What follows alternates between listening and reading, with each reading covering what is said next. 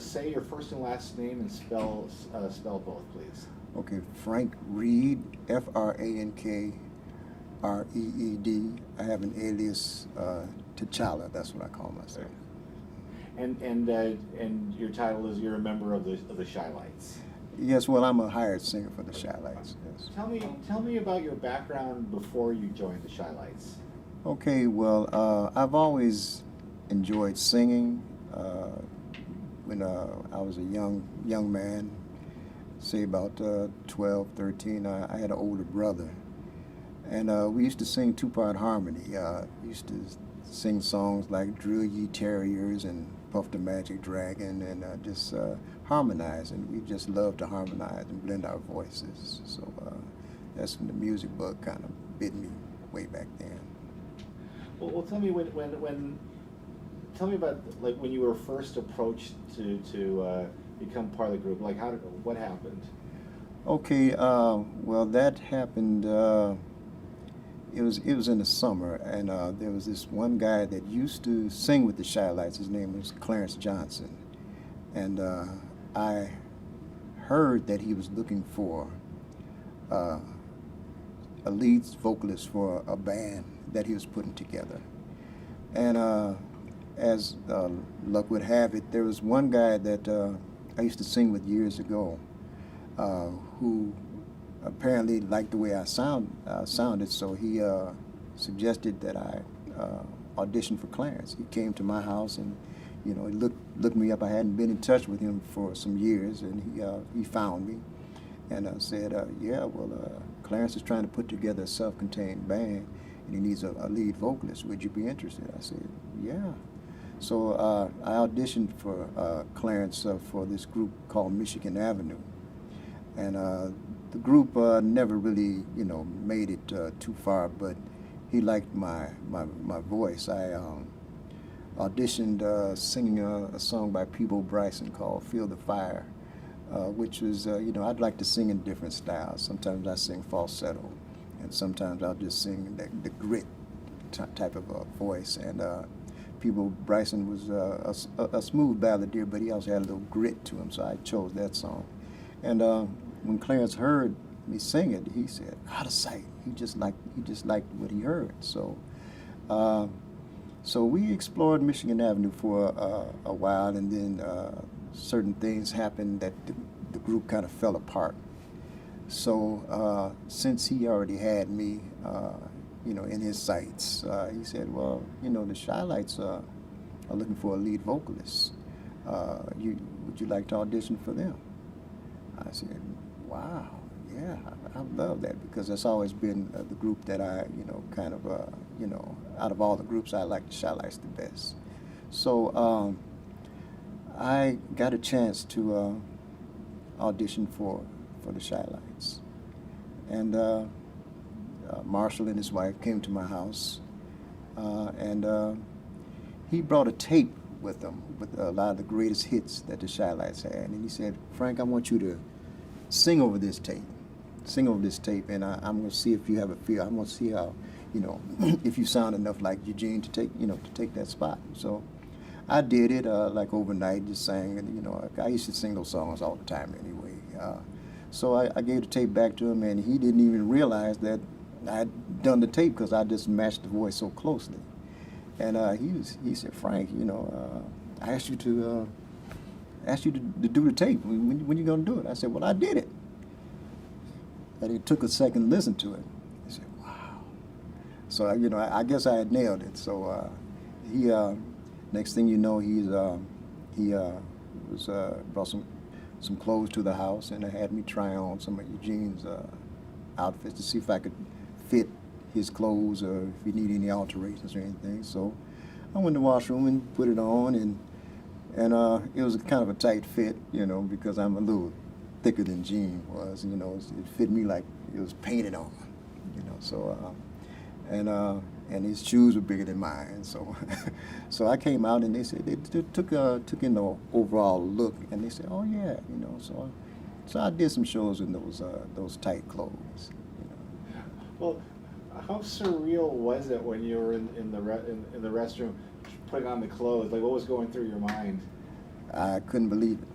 I couldn't believe it. And then I said, "This is Eugene's actual jacket I'm putting on," and I'm struggling, pulling it over my arms, and you know. But it was a surreal thing. It was like this is a group I always liked. Always, I've been in several groups, and they all were patterned after the ChiLites. You know, so it was kind of surreal. It was very.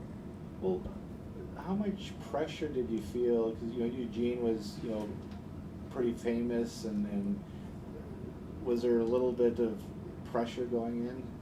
Well, the pressure was not.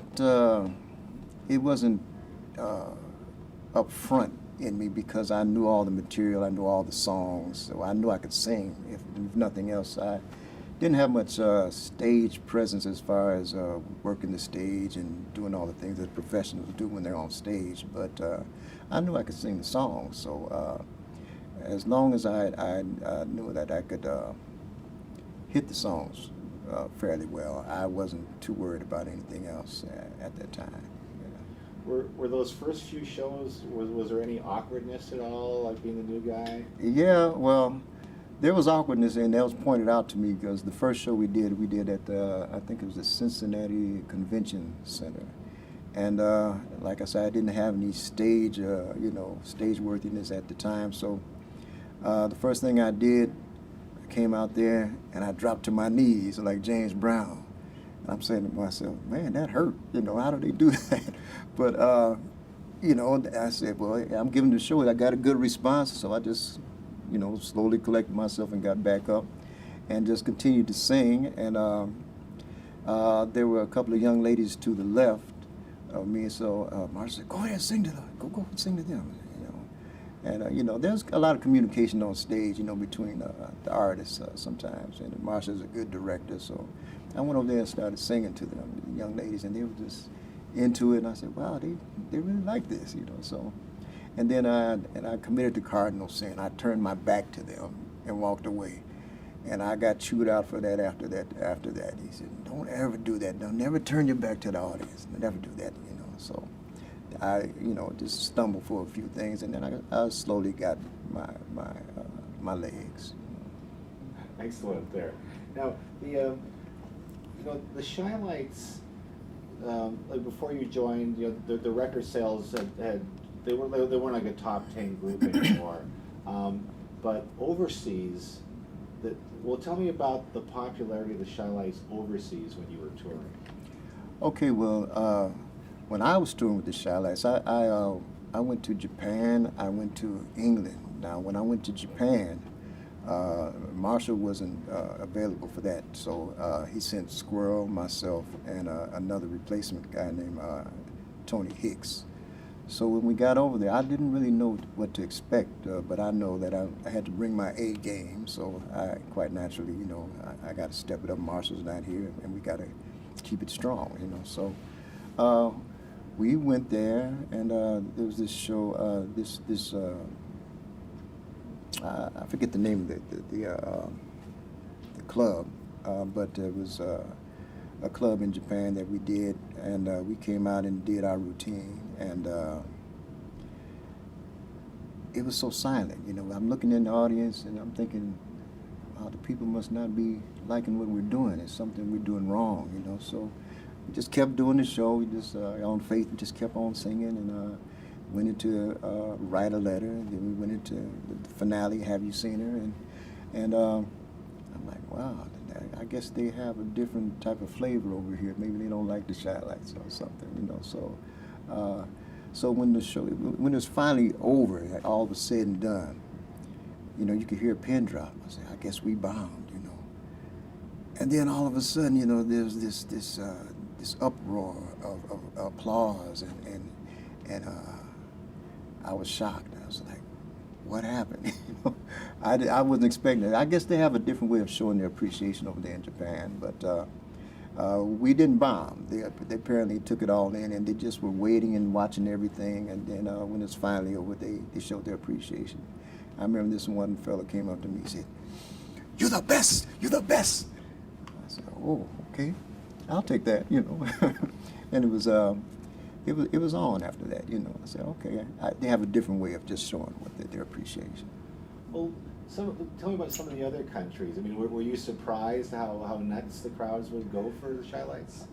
Well, yeah, we did a tour of England with Mary Wilson, and it was a package. So the band that they had was awesome. I mean, these guys were so professional. They made the music sound like the record. You know, I mean, every little team, everything was in place, and we practiced with them, and we bonded, and each night.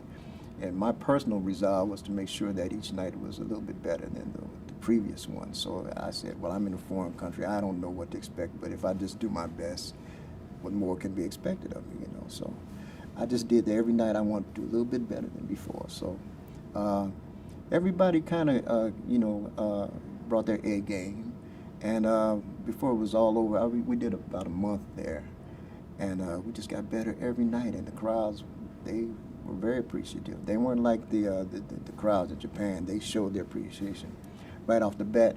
And also they had different songs that they preferred over the ones in the States. You know, they had different songs that were hits in the different countries. So in England, we were doing songs that were not, as well received in the States, you know, but they had a flavor maybe that fit that country, you know what I'm saying? So that was interesting, but I liked all the songs anyway. So, well, from an emotional standpoint, you go to another country, and I think a lot of people wouldn't know what to expect. I mean, how surprised were you that the crowds were so enthusiastic? Well, knowing the legacy of the ChiLites and the power that they have generated all over the world, I knew I was stepping into some big shoes, but they had already covered that. So it's like I just want to see if I could just maintain what they had already established. And they were received when I was not a part of the group, and I caught wind of that. So I just said, okay, well, I'm just gonna, like I said, bring my A game. And as a result, when we were there, the people received me in the same light as they received the originals, and it was an emotional thing, you know, but it worked out. It worked out well. Now, you played some military bases as well. Now, tell me about that and how gratifying that was. Oh, that's great, because, you know, it's good old USA, you know, and we had a lot of people in the audience that, you know, when they were younger, they used to listen to the ChiLites songs, and they let me know. I remember one time I was at one particular base, and I went in the washroom, and this guy was looking at me real strange. I'm like, why is he looking at me so strange? He said, so you're not going to speak, huh? You act like you don't know nobody. I said, excuse me? He said, come on, Gene. You know me, man. Remember in such and such a time? I said, well, I'm not Eugene. I'm a replacement. He said, he looked at me, and I guess he got me confused for Eugene Record, you know. But it was kind of bizarre and strange to me, you know, that I'd go into a situation like that and they confuse me for Eugene Record, you know. But you know, the reception was really good, you know, at the bases. It was a touch of home, you know, and they really appreciate the group.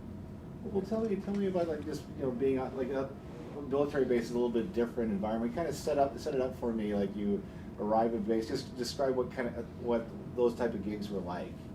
Well, they were pretty much like gigs in the States, you know, but it's just that they had a different more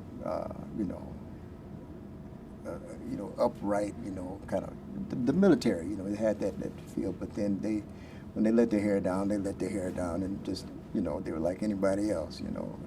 When we sang our songs, they remembered them, and they appreciated them. Well, describe for me, like, how happy these troops were to get a taste of home. Kind of, you're on stage. Kind of set it up for me. What it was like. You know, paint me a picture. Okay, I remember this one show we did. I don't remember the bass because, like a lot of times, I've been in show business for so long, it's like a big blur, and I don't pay attention to a lot of details. But after this show, one young lady wanted to take some pictures with us, and she was a soldier. I mean, she had all her training and everything, but it was something about her, the little girl in her, or the fan in her came completely out, and she was, I put my arm around her waist and ready to take the picture, and she was just sweating bullets and nerves and everything, and I'm like, and I'm thinking to myself, this can't be happening. I'm a replacement, it's not necessary for all that, but I guess to her, she's taking in the whole atmosphere of the ChiLites, which I represented. And I just told her, I said, why are you so nervous? Relax, it's nothing to be all worked up about. She's like, okay, okay. And so we finally took the picture, and she said, oh, thank you. And you wouldn't believe she was a soldier. I mean, the way she just reacted like any other fan would react. I'm sure all those people just loved having you guys there. So, all right. Now the dynamics of the group, because other singers would kind of come and go, and like how did you guys treat all that? How was that handled? Well, just even me being accepted as a part of a legendary group, I came in after everything was already established. The ChiLites were bigger than life, and I wasn't expecting to, just come in and just change anything. I just was glad to be accepted as part of them. So it was, a lot of times things would happen where there was a need to, I would sit down and he'd have somebody else come in. I just take it in stride. It's a business. And I'm not running the show, so I did what was required. But I knew that within my heart that I was qualified, to resume at any time. So I just waited it out and, let them just use other singers. And when it's time for me to come back, I just, like no time had passed, just step right into it. Okay. Well, let's talk about just briefly. Connie. Kind of describe for me like how her role in the group and how important she was to the group. Connie was an awesome woman. She was beautiful, and that's the first thing you know. So she's very stunning, but she was very intelligent. It's like she just loved Marshall, and they just had a very good bond. And she helped him in certain things. He concentrated on this, and she would concentrate on that. And between the two of them, they had a thing that worked for the whole group. She was a wonderful person. And let me just one a sad question about everyone knows about the accident and everything. Mm-hmm. How tough a time was that, like for you and for the group after the accident? Well, I can only speak for myself. I had never been in a traumatic situation like that. So, but I had to go through a lot of rehabilitation and recuperating from that situation there. And I remember it was a time when, it's like it was so traumatic. I would relive the accident over and over every night. And, it's like my mind was just so absorbed with what happened that, I just couldn't get my bearings. So I had a wonderful wife that used to sing some of the ChiLites songs to me and some of my original songs. And it was like a sound of heaven in my ears, I'm like, oh, so I remember now, I remember. And I said, I'm saying to myself, I was a bad son of a so-and-so, because some of the songs that she sang to me, my original songs were like, coming back to me, to my mental state at that time was it was it kind of was a challenge for me to get back to who I knew myself to be. But she kind of jogged my memory a little bit and put me on track to getting back to who Frank is. I know it wasn't a huge. Well, like, what were you thinking? Did you think maybe at that point that the ChiLites were done, or what? Oh no, no. The ChiLites were, you know, like I say, they had reached a place in history where, you know, even if they grab a guy off the street, they can go and make money. That's the, you know, the objective of being in business is to make money. So that was never a problem, and I don't think anything could really tarnish what they established. You know, with the good songwriting of Mr. Record. You know, he had a very strong influence in the group. And I don't really think that there's too much that could really detract from the power that the ChiLites had on the public, you know. So.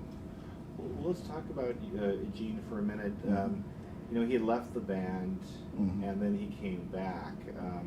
When that happened, I mean, like, were you a little, you know, what was going through your mind about like how's this going to affect me? Like, kind of take us through that time. Well.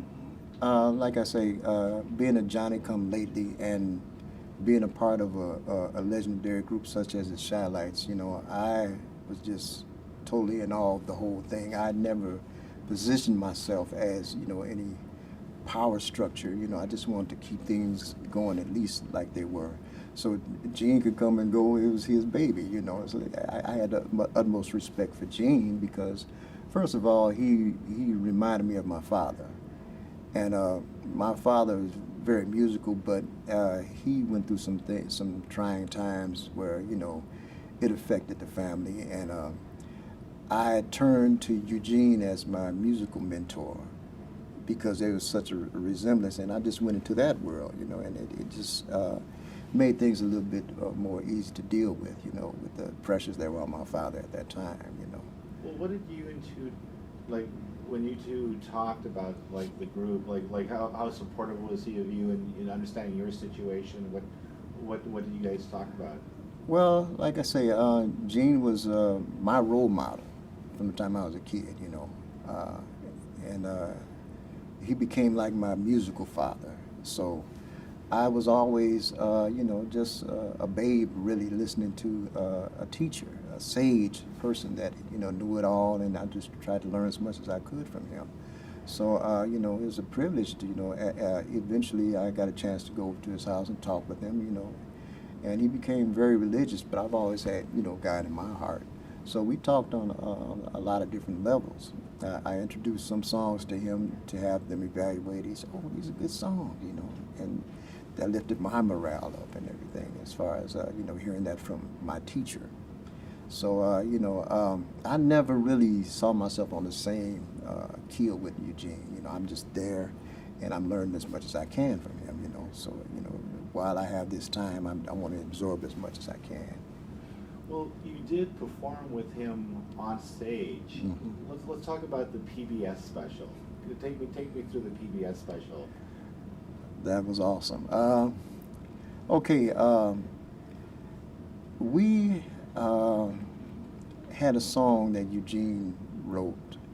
As a matter of fact, Beyonce covered that song. It's called "Crazy in Love," and I think it was "Are You My Woman," the way the ChiLites had done it. And Gene was in the background, you know, and he was, you know, we had Squirrel, myself, and Marshall on stage, and Gene was backstage singing. And I got to the lead part. I listened to his texture of voice and his delivery. And then when it came time for me to sing the lead part, I just took from what I heard and just tried to match it.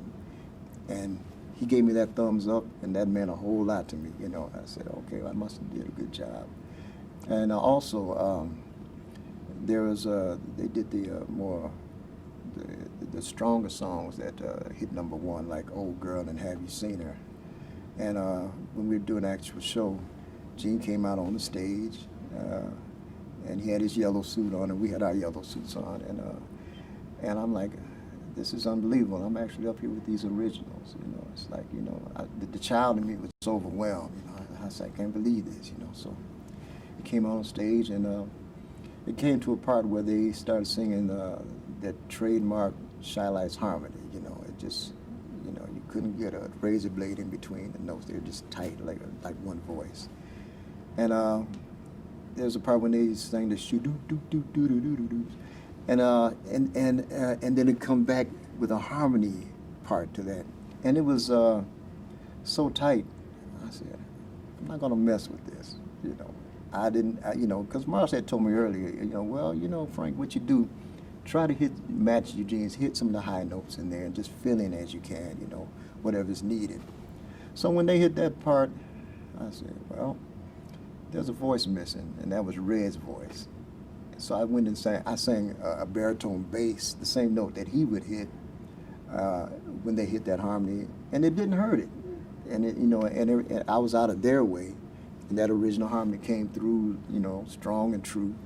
And I got a chance to be Red for a day. You know, I guess I'm Red today too. You know. How emotional was that? I mean, did you expect to perform with them that night, or you were not sure what was going to happen, or? Well, I had talked to Eugene on the phone because you know, I had his number, and every now and then I would talk to him. But I said, well, Gene, how are we gonna do this? Are you gonna sing a song and then I sing a song? He said, oh, well, Frank, we're gonna play it by ear, you know. But he wrote all the songs, you know. I was used to being on the road with the ChiLites, and I had got, you know, kind of comfortable in that lead position, you know. So, and I'm talking to the man himself who wrote those songs, you know. And basically he could have said, well, we really don't need you at all, but he didn't say that, you know. But that was the truth of the matter. But I was in that zone. I was in that flow of, you know, being a replacement for him. So I didn't really know until that day what we were going to do. But there was no clash because, you know, it's like, you know, I'm just, like I said, a hired singer. That's basically what I was. You know, I've been told I do a good job with what I do, but my role was that of a hired singer. Well, I mean, it was a high-profile gig when they told you, we want you to be on stage. Kind of describe for me, like, you know, like how that happened and your reaction. Well, it was awesome. I mean, well, tell us like when they came to you and said, "Oh, yeah, you're gonna be on stage too." I mean, like, who told you and what did they say? Well, Marshall is the leader of the group, and he basically maps out what we do and how we're going to do it. So he told me, and I was like, I was just flabbergasted, you know, that I was going to be actually up there with those original singers. I mean, it's like a dream come true. It's unbelievable. It was really awesome. At the end, when you were looking out at the crowd, kind of describe for me what the crowd reaction when you guys all performed together. It was a first for us, actually. Well, we had done one other show, 4 Strong, with Eugene, Squirrel, Marshall, and myself. And I think that was at the Jack the Rapper's convention, and that was my first feel of you know, singing with Eugene on the same stage, and I just listened to how he projected his voice and all like that. But at the PBS thing, it was like I could see people crying in the audience and reminiscing. It's like you know, it's just a world apart of what they were accustomed to every day, and I could see it was a very heartfelt thing. You know, I was just flabbergasted to be a part of that historical thing. And, you know, I knew that that couldn't be recreated. And as time, you know, went on, Eugene passed and then Squirrel passed. So my place in history was right there at that PBS taping there. You know, I know nobody else could ever do that because that could not be reproduced. So that's my claim to fame right there. Good story. It's a really excellent story there. Yeah. All right, we're about 2/3 of the way done. Well, so Marshall talked about the, you know, when he had his legal problems, when he went away for a year. Like, what was that period like for the group? I mean, when you found out, and then, like, was that shocking for everyone? Well, it was an adjustment. It was something that we had to kind of, you know, change gears and just come up with a new approach to how we did our show. Because Marshall is the energy of the show. He's a dancer, and with him being away, we had to approach it a different way.